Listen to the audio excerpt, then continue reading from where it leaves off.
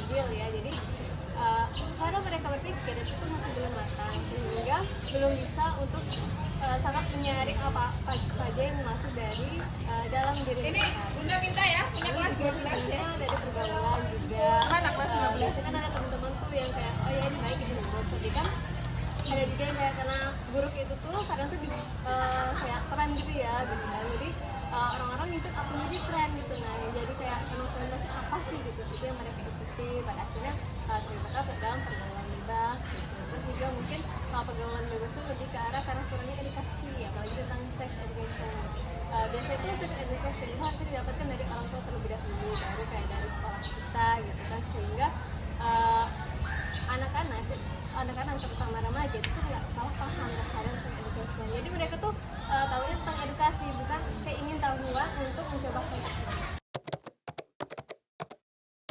Sebenarnya di sini perannya sekolah ya, perannya sekolah dalam mengatasi anak-anak yang seperti ini, dalam membuat anak-anak ini bisa terhindar dari namanya pergaulan bebas. Jadi kalau misalnya dalam diri kita sendiri sebenarnya itu hanya menanamkan bahwa hal baik itu yang harus kita lakukan, dan kita harus menjauhi namanya hal buruk dengan cara pertama adalah dengan menjauhi namanya pergaulan yang kurang baik, misalnya kayak teman-teman yang merokok, atau mungkin teman-temannya yang melakukan pacaran beresiko, atau mungkin diri kita sendiri ketika kita pacaran itu menjauhi namanya pacaran beresiko seperti kissing, necking, dan sampai mungkin intercourse ya, atau mungkin seks bebas gitu. Cara orang tua ya untuk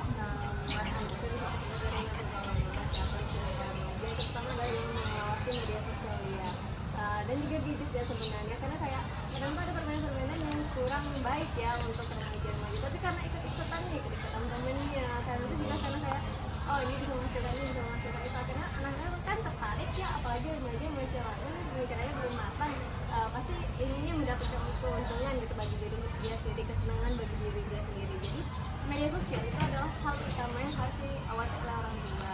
Mungkin mulai secara berkala, kan kita nggak perlu ya yang kayak gitu harus menonton terus menerus hak anak ya, tapi bisa dengan kayak nanya ke anak-anak apa ya sih gitu kan, kalau itu kita bisa lihat dengan misalnya saling mengikuti gitu ya, misalkan anak kita gitu, jadi kita juga ikut nih bermedia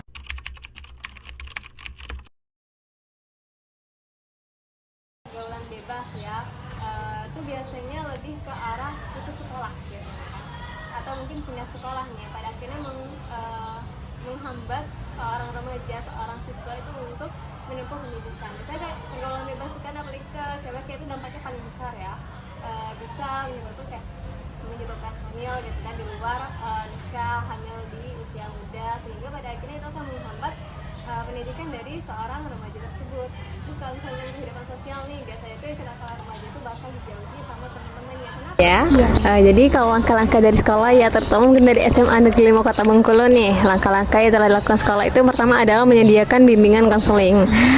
Karena kita tahu ya kalau misalnya sekarang itu di tiap minggu itu pasti ada yang namanya bukan apa sih, tapi kayak sesi konsultasi ya bersama dengan guru BK kita, atau bahkan mendapatkan pengetahuan dari guru BK kita gitu.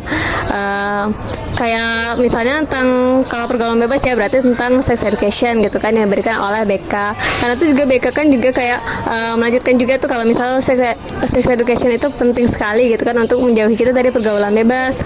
Terus juga kayak bahaya yang dari pergaulan bebas ya pada akhirnya akan menghancurkan masa depan kita gitu. Terus juga mungkin kalau dari pihak sekolah itu adalah penyediaan ekstrakurikuler.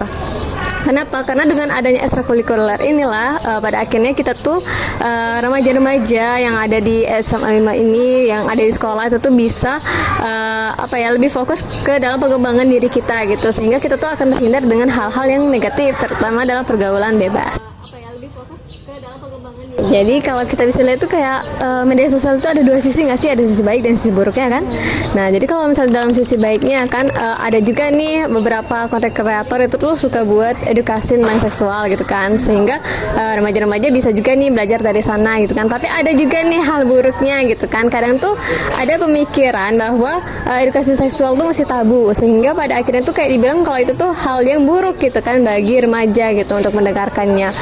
Dan juga banyak sekali konten pornografi di media sosial yang pada akhirnya itu akan menyebabkan para remaja itu bukannya kita tahu tentang pentingnya seksual gitu kan, edukasi seksual dan pentingnya untuk menjauhi nama pergaulan bebas, kita malah jadi terjerumus gitu untuk melakukan terjerumus untuk melakukan pergaulan bebas tersebut gitu dengan adanya konten pornografi gitu. Terus juga kalau misalnya dalam media sosial ya, karena ada trennya kayak misalnya orang pacaran tuh harus kayak gini gitu kan. Nah pada akhirnya kan terjun juga itu ke dalam sana, pada akhirnya jadinya pacaran beresiko, pada akhirnya ada yang kissing gitu kan, ada yang pada sampai kayak seks bebas. Kenapa? Karena adanya tren-tren yang tidak baik di media sosial. Tapi ada juga kok sisi positif dari media sosial yang pada akhirnya bisa membantu remaja untuk mencegah namanya pergaulan bebas. Mungkin ya berkaitan dengan pertanyaan sebelumnya, itu adalah stigma bahwa sex education tuh hal yang buruk ya, hal yang tabu. Nah, masyarakat itu tuh harus bisa menerima bahwa sex education itu adalah hal yang penting bagi setiap remaja. Bukan, karena kita tuh harus bisa mendapatkan pengetahuan itu sejak dini, sehingga pada akhirnya kita tuh bukannya penasaran dengan hal-hal yang kurang baik kan, karena kita jadi tahu nih, semakin kita bertumbuh, semakin kita berkembang menjadi seorang yang lebih dewasa, kita jadi tahu kalau misalnya sex education itu penting untuk mencegah kita dari nama pergaulan bebas. Terus juga kalau dari masyarakat ya, itu sebenarnya harus bisa menciptakan lingkungan yang baik bagi remaja. Kita kan tahu tuh tiap lingkungan itu pasti ada remajanya nih, berarti kita harus bisa memberikan lingkungan yang baik bagi remajanya dengan cara misalnya kayak saling tetangga aja gitu kan, bisa sama-sama care gitu loh dengan tetangganya sendiri gitu. Jadi kayak misalnya kalian ngelihat ada kayak tetangga kita ada ngelihat kayak remaja-remaja ngumpul gitu kan, tapi kayaknya ada sesuatu yang nggak beres gitu kan di sana kan, berarti bisa untuk langsung cari tahu gitu kan, lebih dianalisis emang ini tuh hal yang baik atau hal buruk sih mereka kumpul kayak gitu kan. Juga kan kayak misalnya kita saling perhatian aja gitu kan, kalau misalnya udah tahu nih kalau misalnya rumah ini nih kosong kan, harusnya orang tuanya lagi pergi, tapi terus ada anaknya gitu kan, ada seorang anak di sana tuh mesti tinggal di sana gitu kan, tapi terus tiba-tiba bawa pasangannya gitu. Nah yang kayak ya kita kan nggak ada yang tahu kan apa yang bakal dilakukan di rumah tersebut, berarti kita tuh harus bisa sama-sama care dengan tetangga kita, dengan lingkungan sekitar kita gitu. Ya, jadi kalau misalnya program rehabilitas ya, seberapa berdampaknya kepada remaja-remaja nih yang sudah pernah terlibat dalam namanya pergaulan bebas. Pertama nih, kalau misalnya dalam program tentang emosional dan juga psikologi, tentunya itu tuh untuk membantu remaja yang tadi sudah melakukan pergaulan bebas itu tuh untuk lebih memahami bahwa apa yang dilakukan itu salah gitu, untuk memahami bahwa pergaulan bebas itu bukanlah hal yang benar. Terus juga kalau kayak program berkelanjutan gitu ya, mungkin yang kayak rutin dilakukan gitu, itu sebenarnya untuk membantu remaja untuk bisa lebih terhindar dari namanya pergaulan bebas. Jadi kayak jangan sampai terulang kembali begitu. Terus juga sebenarnya juga dari dukungan orang tua dan keluarga nih, juga sebenarnya dari teman kita, dari guru kita, dari sekolah kita, semua orang yang ada di sekitar kita, dukungan dari mereka itu sangatlah penting bagi seorang remaja yang sudah pernah terlibat dalam namanya pergaulan bebas. Kenapa? Karena dengan adanya dukungan mereka, seorang remaja ini bisa lebih merasa untuk diterima di lingkungan masyarakat tersebut. Jadi dia tuh bukannya merasa kayak oh iya aku negatif gitu, nah tapi bukan malah kayak mikir bagaimana caranya untuk menjadi positif, tapi bagaimana caranya untuk menjadi lebih negatif ketika dia tidak mendapatkan dukungan. Tapi kalau misalnya dia dapat dukungan, dia akan berpikiran oh iya aku harus berubah gitu kan, aku nggak boleh melakukan hal ini lagi begitu.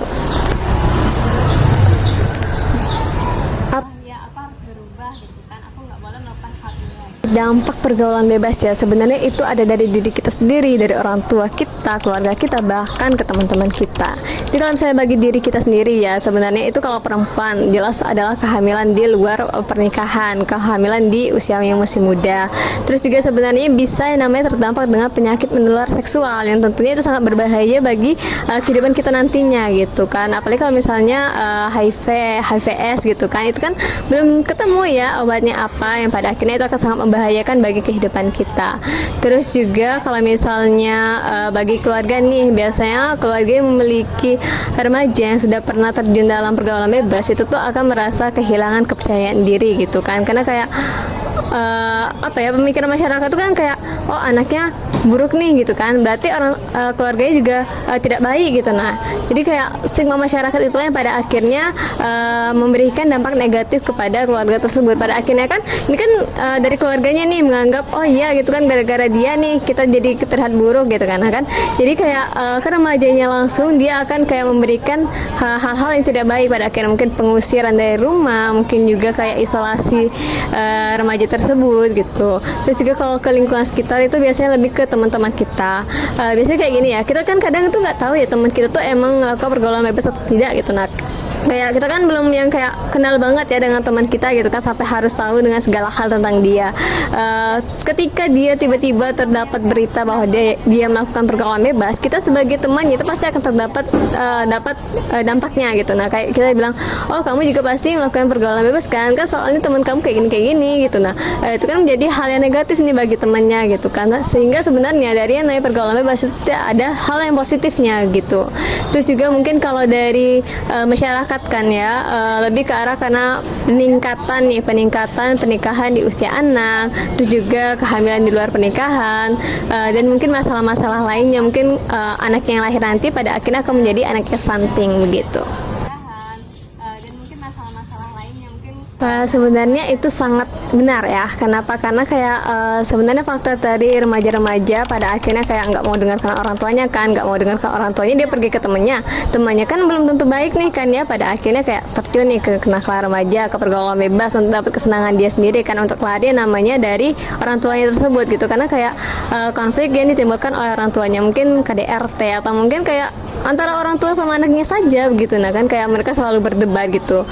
Itu sebenarnya hal-hal yang malah menjadi faktor utama dari anak-anak terutama remaja itu pada akhirnya akan kabur ke pergaulan bebas dan juga kenakalan remaja begitu. Dan kalau misalnya ditanya nih bagaimana nih cara mengatasinya, sebenarnya adalah dengan membangun hubungan yang lebih harmonis kepada orang tuanya begitu. Jadi kayak jangan sampai kita kan kayak sebagai orang tua, kita kan sebagai guru pertama ya, kalau misalnya sebagai orang tua itu guru pertama bagi seorang anak, jangan sampai kita tuh memberikan hal-hal buruk kepada anak yang pada akhirnya tuh kayak menyebabkan anak tersebut terjerumus kepada hal-hal yang tidak baik. Jadi dengan membangun komunikasi yang lebih baik itu akan membantu anak untuk lebih mengerti tentang bahayanya pergaulan bebas dan juga kenakalan remaja. Komunikasi yang lebih baik itu akan membantu anak untuk lebih mengerti. Faktor psikologis sebenarnya pertama adalah kurangnya kepercayaan diri ya. Jadi kayak kita bisa lihat kalau remaja-remaja saat ini bisa bilang FOMO ya. Jadi kayak ngikut apa yang lagi tren saja gitu. Jadi kayak kalau misalnya kayak misalnya pacaran gitu, nah kan kayak nggak suka deh pacaran kayak gini aja gitu. Nah kan aku mau yang lebih gitu. Nah kan pada akhirnya terjerumus kepada pergaulan bebas. Kalau misalnya kayak orang-orang kan karena itu ada punya pemikiran kalau yang merokok ini lebih keren gitu kan, pada akhirnya terjun ke kenakalan remaja begitu. Jadi kurangnya kepercayaan diri itu pada akhirnya menyebabkan seorang remaja itu tidak bisa untuk membedakan mana yang baik dan mana yang buruk gitu, karena yang dipikirkan adalah bagaimana caranya mendapatkan validasi terhadap dirinya tersebut. Terus juga kayak dari kurangnya kasih sayang orang tua, itu kan salah satu faktor psikologis ya. Kalau misalnya kurang kasih sayang orang tua itu tuh biasanya kayak anak-anak itu akan lebih mencari orang lain gitu tuh yang bisa menerima dirinya sendiri gitu. Nah kan kayak biasanya itu kalau remaja saat ini kan ke remajanya aja gitu kan, kayak ke temennya gitu. Jadi pergi ke temennya nih, temennya belum tentu baik, pada akhirnya terjerumus ke dalam pergaulan bebas, ke kenakalan remaja begitu. Kurangnya kasih sayang orang tua kan berarti juga kurangnya pengawasan ya dari orang tua gitu kan. Jadi pada akhirnya kan orang tua tuh nggak tahu nih pergaulan apa sih yang sebenarnya anak itu sedang jalani gitu kan. Kayak misalnya lingkungannya bagaimana sih di sekolah, bagaimana sih cara dia untuk menggunakan media sosial. Pada akhirnya itu yang akan menjadi penyebab bagi seorang remaja itu dapat terjun ke dalam pergaulan bebas dan juga kenakalan remaja. Akan menjadi penyebab bagi seorang remaja itu dapat terjun ke dalam pergaulan bebas dan juga kenakalan remaja.